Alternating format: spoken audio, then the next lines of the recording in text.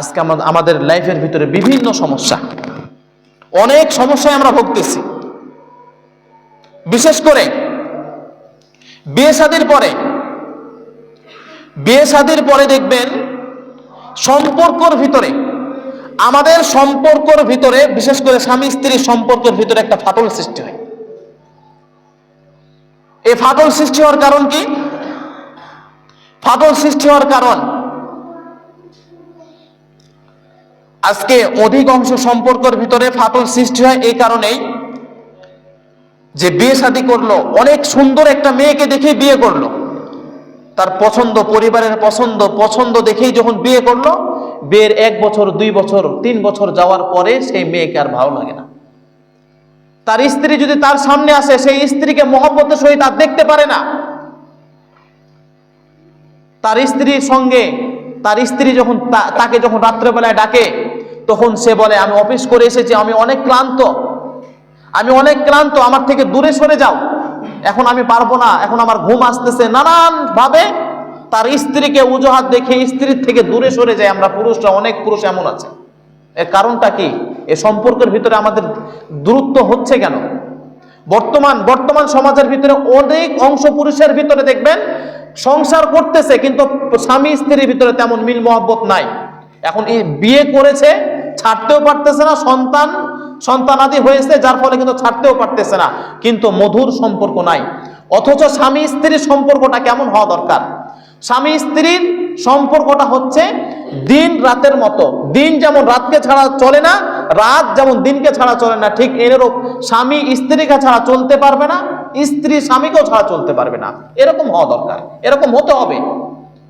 কিন্তু যখন স্ত্রী কোনো কথা আমাদেরকে বলে, তখন আমরা হুট করে রাগ করি। স্ত্রী কোনো আবদার করলে সেটার উপর আমরা রাগ করি। স্ত্রীকে আমরা মহব্বত করি না, স্ত্রীকে ভালোবাসি না। এই সমস্যাটা হয়েছে কোত্থেকে? কেন হয় এরকম সমস্যা? একজন ভুগতেছিল, তো সে চিন্তা ভাবনা করলো, আজকে আরে আমার ঘরেতে এত সুন্দর বউ থাকার পরে আমার মনের ভিতরে অশান্তি কেন? সে বউকে আমি গালাগালি, সে বউয়ের সাথে কর্কশ ভাষা ব্যবহার করি কেন? তখন সে মানসিক এক ডাক্তারের কাছে গেছে চিকিৎসা নেওয়ার জন্য, যে হয়তো আমার মেন্টালি কোনো সমস্যার সমাধান আমি নিয়ে আসি। এই সমস্যার সমাধান যখন খুঁজতে গেছে ডাক্তারের কাছে, ডাক্তার সাহেব তার যখন সমস্যাটা শুনেছে, ডাক্তার সাহেব বুঝতে পারছে সমস্যাটা কোন জায়গাতে, কেন এমনটা হচ্ছে। আল্লাহ রহমতে সে ডাক্তার সাহেবটা ছিল আল্লাহওয়ালা, আল্লাহ ভীরু। সেই সমস্যাটা যখন ডাক্তারের কাছে যায় বলল যে আমার ঘরের ভিতরে বিবি আছে, বিবি অনেক সুন্দর, কিন্তু আমার বিবিকে আমার ভালো লাগে না। আমি যখন বিবির কাছে যাই আমার মন থাকে না, তারপরে রাত্রের ভিতরে ক্লান্ত, বিবিকে আমি একান্তনীয় সময়ও দিতে পারি না, সময় দিতে ভালো লাগে না।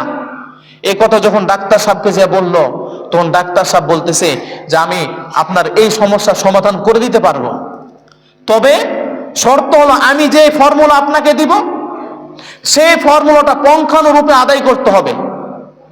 তখন সে তো রুগী বলতেছে, আপনি যে ফর্মুলা দেবেন আমি অবশ্যই সেটা পঙ্খানুরূপে আদায় করব, বিন্দু পরিমাণ ছাড়বো না।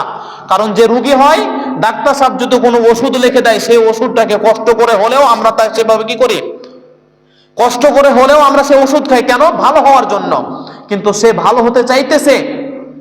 যখন ডাক্তার সাহেব বলতেছে যে 1 মাস, তখন বলতেছে আচ্ছা ঠিক আছে দেন, আপনি আপনাকে 1 মাসের ডোজ দেন, আমি সেটা পূরণ করব।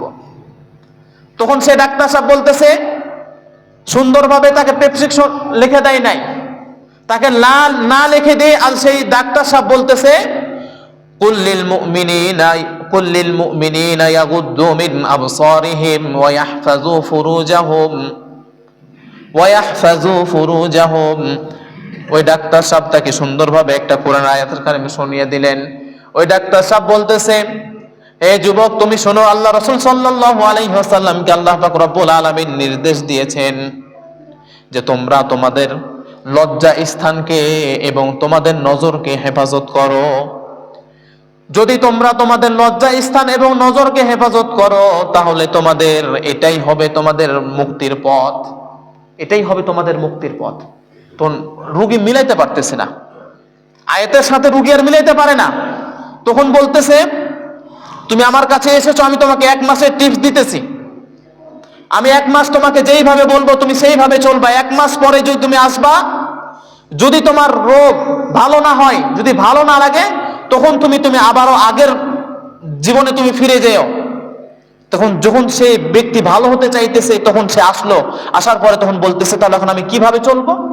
তখন ডাক্তার তাকে সুন্দরভাবে বুঝিয়ে দিল যে তুমি তোমার যে নজর আছে সেই নজরকে হেফাজত করো এবং তোমার লজ্জা স্থানকে হেফাজত করো। সেই ব্যক্তি চাকরি করতে এক জায়গাতে, সে চাকরির সুবাদে তার এক কলিগের সাথে অবৈধ সম্পর্কের সাথে এখনো জড়ে নাই, জড়ার মতো অবস্থা হয়ে গেছে। এদিকে স্ত্রী ভালো লাগে না, কিন্তু আরেক কলিগ তাকে ভালো লাগতেছে, তার সাথে মানে কথাবার্তা, এই যে আমাদের স্বামী স্ত্রীর ভিতরে যে দূরত্বটা আসতেছে, যখন এই ফর্মুলা ডাক্তার সাহেব তাকে দিল যে 1 নাম্বার কি, যে তোমার নজরকে হেফাজত করবা, কোনো অবৈধ নারীর দিকে তাকাবা না এবং নিজের লজ্জা স্থানকে হেফাজত করবা। এই 2টা কথা বলে তাকে ছাড়লো 1 মাসের জন্য। যখন সেই ব্যক্তি, সেই যুবক যখন তার ডাক্তারের চেম্বার ছেড়ে বের হয়ে যাচ্ছে, সঙ্গে সঙ্গে একজন যুবতী সেই ডাক্তারের ভিতরে ঢুকতেছে। সে ডাক্তারের কাছে আসতেছে একটা বৃদ্ধ মহিলাকে নিয়ে এসে যখন নিয়ে আসে, তখন ওই যুবকের নজর ওই যুবতীর দিকে গেছে। যাওয়ার পরে সে লোভনীয় দৃষ্টিতে তাকাচ্ছে। যখন এমন দৃষ্টিতে তাকায়, তখন হঠাৎ করে তার মনের ভিতরে চিন্তা আসলো, আরে ডাক্তার তো আমাকে এখনই সে টিপস দিল যে কোনো নারীর দিকে তাকানো যাবে না এবং লজ্জা স্থানকে হারাম কাজের ভিতরে ব্যবহার করা যাবে না। যখন এই কথা তার মনের ভিতরে আসলো, তখন সে সুন্দরভাবে তার নজরটাকে নিচু করলো, ওই মহিলার দিকে আর তাকাই নাই, দেখে নাই। এমন ভাবে চলতে চলতে সে রাস্তাতে যখন যায় তাকায়, কারণ অভ্যাস আমাদের তাকানো, হুট করে আমরা নজরটাকে নিচা করতে পারি না। কিন্তু যখন আমাদের এই ওষুধটা, ফর্মুলাটা আমাদের অন্তরের ভিতরে রাখবো, আমাদের মাথার ভিতরে রাখবো যে কোনো মহিলাকে তাকাইলে নজরটাকে নিচে করতে হবে, তখন আমি আর আপনি পারবো। তো তখন চলতে চলতে 1 সপ্তাহ এমনই করে, একবার দেখে একবার নজরটাকে হেফাজত করে, কারণ সে অভ্যস্ত না। একবারে সে চাইলেই অভ্যাসটা ভুলতে পারবে না, এজন্য বারে বারে সে যখন অভ্যাস নজরটাকে নিচে করতে করতে 1 সপ্তাহ পর তার অন্তরের ভিতরে, 1 সপ্তাহ পর তখন দেখে তার অসুখ ভালো হয় না, তারপরেও তার বিবি তার কাছে ভালো লাগে না। কিন্তু সে একটা জিনিস বুঝতে পারছে যে মনের ভিতরে যে একটা পেরেশানি ছিল, সে মনের ভিতরে পেরেশানি কাজ করে না। দেখবেন যারা হারাম কাজ মানুষের অন্তরকে কোনো তৃপ্তি রাখে না। যে ব্যক্তি সুদ খায়, যে ব্যক্তি ঘুষ খায়, হারাম পথের ভিতরে চলে, তারপর হচ্ছে রস মদের সাথে জড়িত থাকে, সেই ব্যক্তির অন্তরের ভিতরে কখনো শান্তি নেই। সে ব্যক্তি শুধু খাকার, কোথায় গেলে শান্তি, শুধু শান্তি খুঁজে, শান্তি কোথাও খুঁজে পাই না, পাবেও না। কারণ আল্লাহ রাসূল সাল্লাল্লাহু আলাইহি সাল্লামের হাদিস, যেই ব্যক্তি খারাপ কাজের সাথে জড়িত থাকে সে জীবনে শান্তি খুঁজে পাবে না। তো 1 সপ্তাহ ধরে যখন কোনো পরিবর্তন পাই না, কিন্তু অন্তরের ভিতরে পরিবর্তন পাইছে, যে মনের ভিতরে আগে যেমন কৌতূহল ছিল অন্য মহিলাকে দেখার, সেই কৌতূহলটা আর নাই মনের ভিতরে। যে অপর মহিলাকে আমি দেখি, অপর মহিলা কেমন, সে কেমন, তাকে দেখতে কেমন লাগতেছে, তার সাথে আমি মানে কোনো কুমন্ত্রণা তার অন্তরের ভিতরে আসে না। এমন ভাবে চলতে চলতে 15 দিনের মাথায় সে একদিন অফিস শেষ করে গেছে বাসায়, যাওয়ার পরে তার স্ত্রীকে সুন্দরভাবে ডাকছে। তার স্ত্রী বলে, তোমার ডাক তো এমন ছিল না, আজকে তোমার এত মানে আন্তরিকতার সহিত তুমি আমাকে ডাকতেছো কেন ডাকতেছো? তখন সে তার স্ত্রীর সাথে ভালোবাসাকে বন্টন করলো। সে 15 দিনের মাথায় ডাক্তারের কাছে গেছে।